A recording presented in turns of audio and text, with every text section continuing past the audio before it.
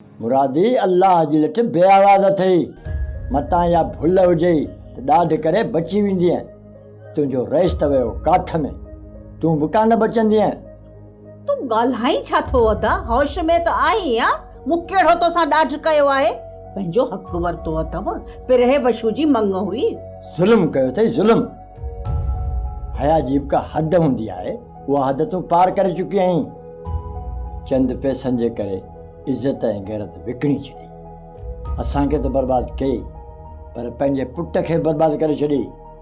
ॾिसां चवां थी रईस लाइ वधीक कुझु न ॻाल्हाइजां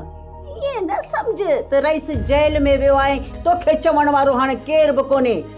गौहर अञा बि आज़ाद आहे आज़ाद जहिड़ी करणी तहिड़ी भरणी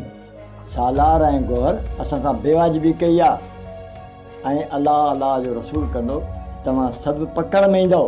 आऊं चवई थी पाराता छा लाइ थो ॾी छा लाइ पाराता थो ॾी मूं पंहिंजो हक़ वरितो आहे हक़ वठी जे संभाली हा न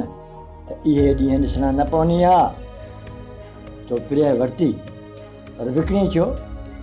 ॾिसजांइ त तुंहिंजो पुटु बि तड़पी तड़पी मरंदो तूं कोन मरदे छा पोड़ा हाँ तूं कोन मरदे तूं इते ई वेठो हूंदे छा जो मुंहिंजे जवान पुट खे तो पिटी इहो हराम जे पैसनि मां जेको नशो थो करे न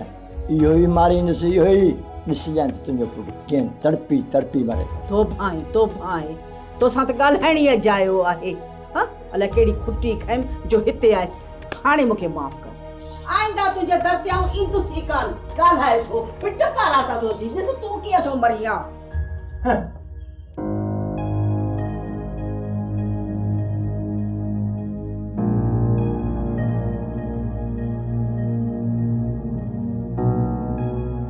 अस्सलाम वालेकुम। वालेकुम सलाम। वालेकुम अस्सलाम चाचा भली करे आए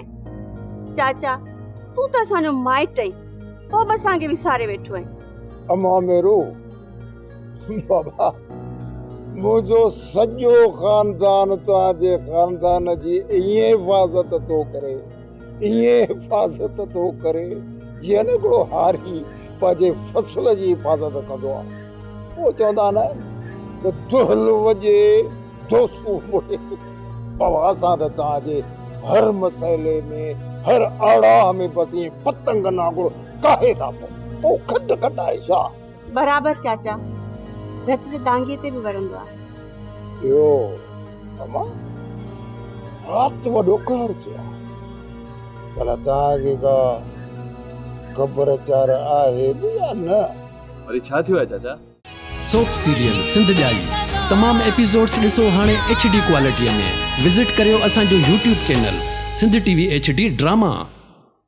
सब्सक्राइब कयो असांजो official YouTube channel Sindh TV HD drama ऐं वधीक अपडेट लाइ बेल आइकन खे क्लिक करियो।